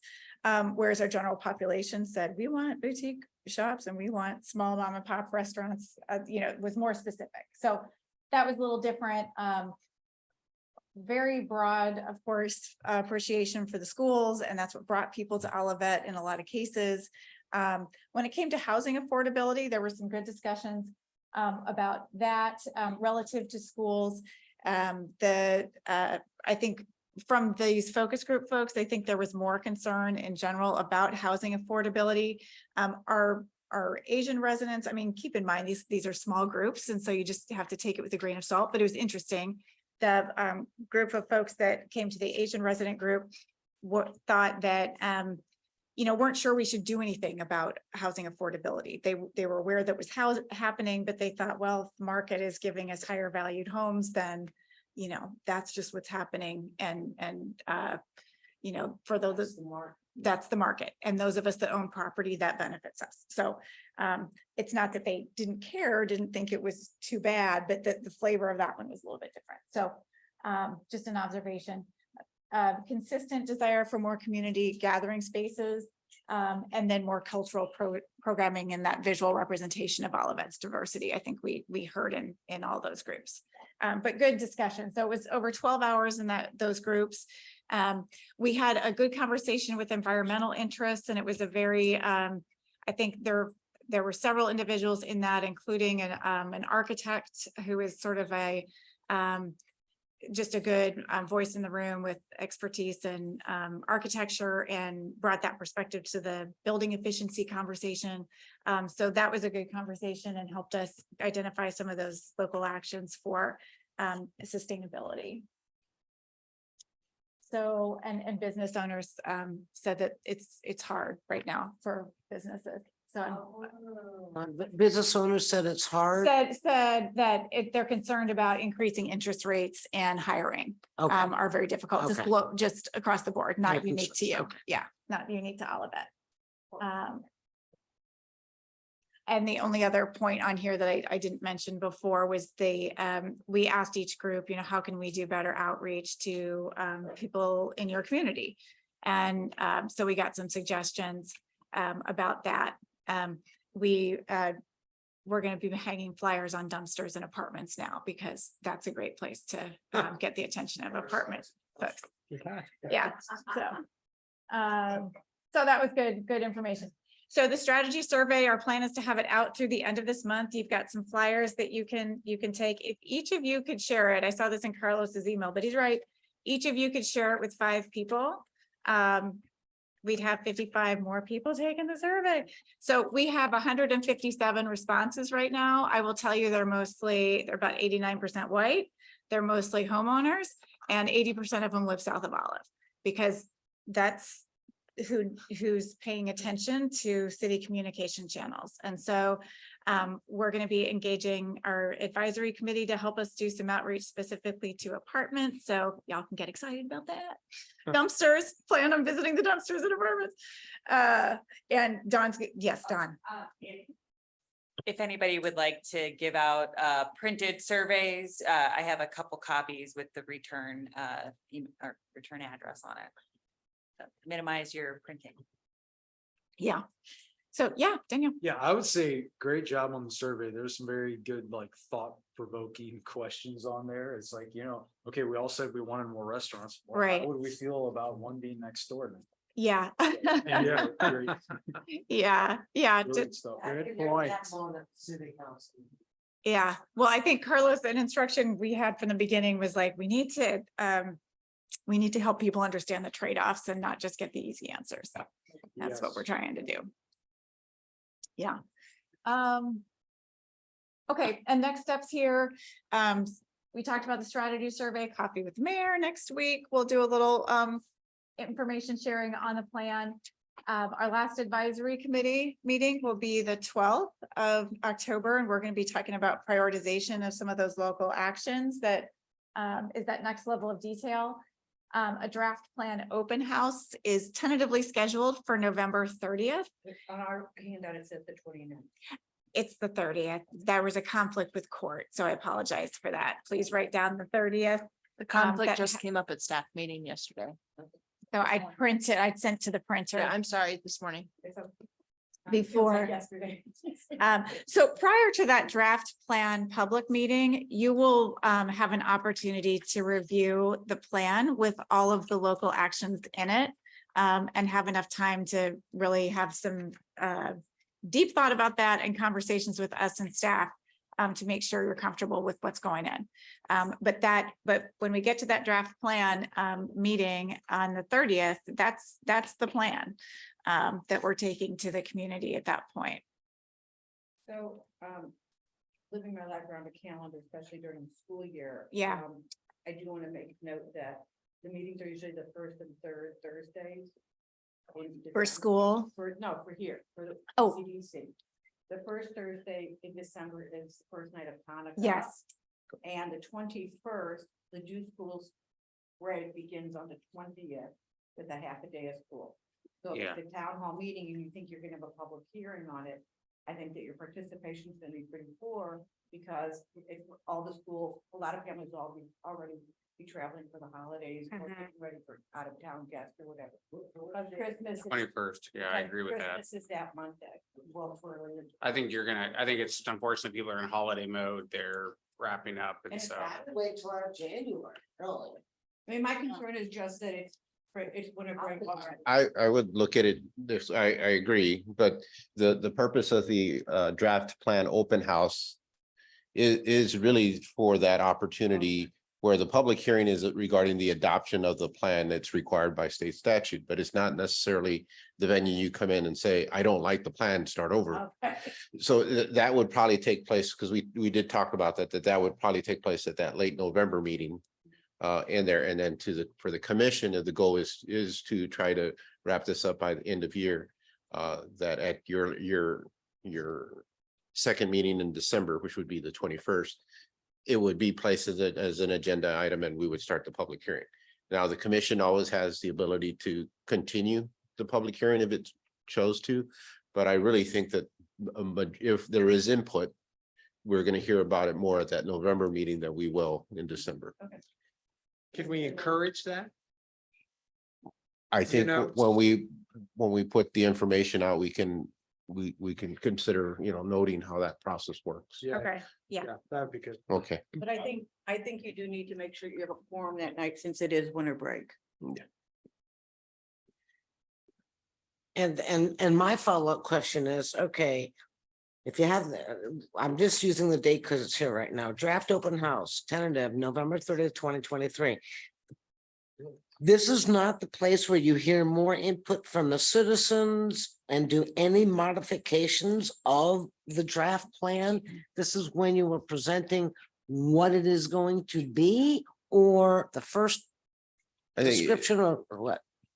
Oh, we want all the input then. That's when we'll be like on the 30th. So it's going to be, that's the purpose of the meeting, is to share information on what's in the draft. We'll probably put it out. We haven't talked about this. That's why I say probably put it out ahead of the meeting so people have a chance to read it before if they want to come to the meeting, ask questions. Like it's really, we want public input on the draft plan at that meeting. And if we hear something just so phenomenal, we are willing to modify or include in language. I would caution on that. This is the community's plan, not an individual's plan. No, So I'm it's saying, based on the context of what that comment is, at that public hearing, at that open house, I think we'd consider it. But I think what Shaki will present, for that 30th is based on all the community input and the input from all these groups in here. Here's the framework that reflects okay, what the community desire is as a whole. And then I would hope that the input's more productive, Okay. not productive, but constructive in the process, but not that, but I don't like this one. And Is there a chance that it's also presented at the city council, not just PCDC? I know it's the council, but I'm just thinking, some people go to PCDC, some people go to city. I'm sure you have people who come every week, every couple weeks, but can it be presented at both? well, this is your plan. We do not adopt it. We can only accept it. This is your role. I'm not disagreeing, but I'm just saying the more places we bring it up, because there's different audiences who might go to a city council meeting just to let them know is what I'm saying. Oh, gotcha. So. Just a thought. Mhm. You put it on the agenda as a FYI, everyone. City manager will have her city manager report and she will always cover it in her city manager. Yeah, we report. can always consistently push it and say, look, the open house is, going to be November 30th. We'd like you to attend. Please refer to the comp plan webpage to read it and see it. And we'll We push just it. tend to have the same interested parties at ours. I'm sure there's Mhm. different, if not, there's probably a Venn diagram overlap a little bit, but the more people we can touch, that Exactly. consistently better. Right. Yeah, and that's also part of the purpose of having Beth and Carlos speak at this month's Coffee with the Mayor Mhm. to again talk about not only the survey, but then some of this information as well and how it rolls out. Are we So gonna put it in things like the texts that go out or the emails as Oh, well? yeah. Yeah, great. Yeah. Sure. Well, and I think Carlos, share your thinking on the 30th, the reason why you, because I was like, could we do it mid-November? And he's like, no, we need to wait until after the turkey trot. So he like to make sure that we can promote it. An during turkey opportunity trot. to, Yeah. During the turkey trot. Well, Mhm. and as a turkey trot volunteer, I'm on board with. Yeah, have a beer and do a plan, do a survey. Can we put a Very QR good. code on your back? Right. Problem is I'm at the back, so that doesn't work well. You need someone that front runners me. Flyers, I'll be handing them out. Okay, so that is the plan for the plan. That concludes the business we had with you tonight. I think Mayor Weil and Chairman Pro Tem Waldman had a couple other announcements to share before we conclude. Well, on behalf of the council, I just want to thank you for taking the time to work, to invite us to do this with you jointly and to hear it so that Beth and Gabby didn't have to do a double presentation, but it's always a pleasure to be together with PCDC. I know this is the second time we've done this in this process, and it's really, we really love working together hand in hand with the PCDC and feel very fortunate that you give your time to all of that and want to thank you. And Missy has Chairman Pro Tem has a brief announcement. Thank you very much, Madam Mayor. I feel the same way you do. And my mentor was somebody you know very well. And this follow-up is doing a wonderful job. I do want to let the Planning Community Design Commission know that at the next city council meeting, we will be making a nomination for appointment to the Planning and Community Design Commission to replace the RF Hutton inevitable Jody Rich. And in your memory, Jody, chickens, Jody. Okay. So thank you all again very much. Don't understand the joke. We were dealing with chickens and shrubbery and all that, and I would get bamboo and I would get texts from her with regards to chickens and cluck and things Across like that. the Yeah, dais. yeah. So like the mayor said, thank you. I appreciate you all. Every one of you, you're important to me. I love you. I appreciate what you bring into this community. Thank you, Madam Mayor, for running everything that we're doing this year. Thanks, everybody. Great meeting. Any other questions or comments? once again, I just want to urge everybody, I mean, we spent a lot of money on this plan to create a really good outreach and engagement process. Shockey has made the information accessible. It's up to us to get people to get to that point to access it. And I encourage everyone, if you just talk to 5 neighbors and tell them to take the survey. And when you go around and tell your neighbors to take the survey, you can encourage them also to come with Coffee with the Mayor at 8:45 next Wednesday. Yeah. There'll be coffee and sweets and it's always nice, but Beth and Carlos will be there. And we always begin with introducing yourselves and a question. And our question is tough this time. Okay, any other questions or comments? Seeing none, we'll adjourn at 9:09. Thanks, everyone. Thank you. You.